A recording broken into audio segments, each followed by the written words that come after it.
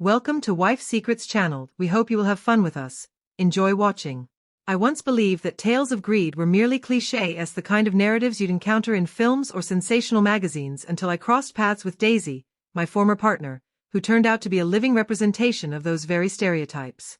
From the start, everything seemed idyllic, or so I was led to believe. I genuinely thought I had discovered my soulmate. However, as time passed, her obsession with opulence and a lavish lifestyle became increasingly apparent.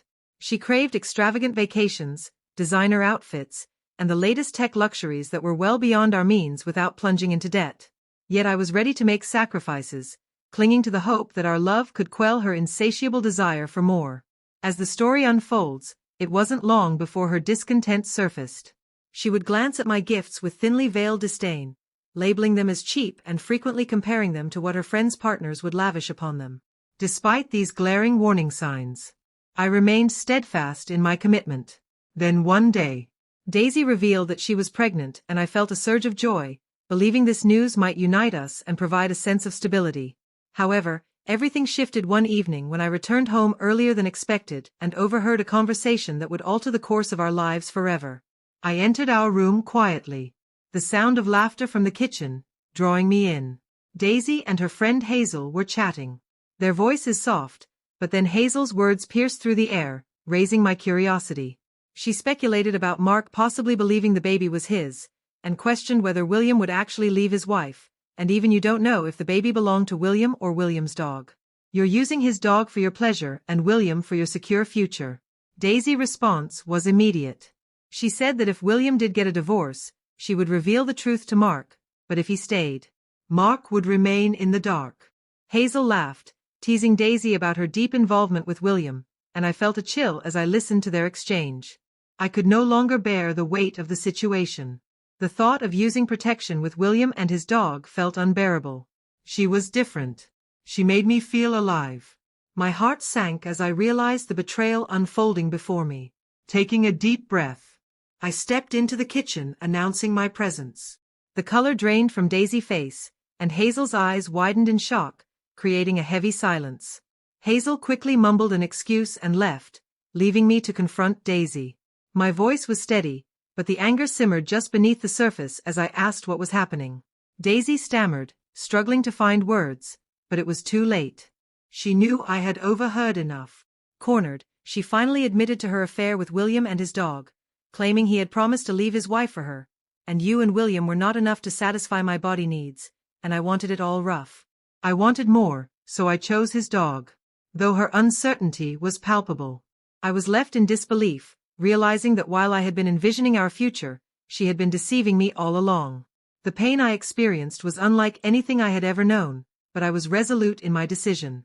Daisy, gather your belongings and leave. I instructed her, my tone icy, as both the apartment and the car were mine and we weren't married. The separation was swift. Within a month we had severed all ties. I cut off communication entirely, redirecting my energy toward my career, and gradually I began to feel as though I had been granted a second chance at life. The initial struggle was real, but I slowly started to heal.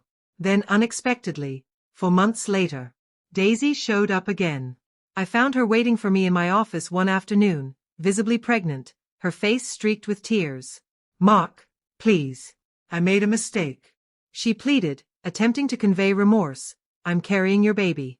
I was taken aback by her audacity, recalling how she had seemed so sure it was William's when she was chatting with Hazel. I responded coolly, "You seemed pretty confident about that." She tried to justify her actions, claiming that her hormones had clouded her judgment, and asked if we could work things out.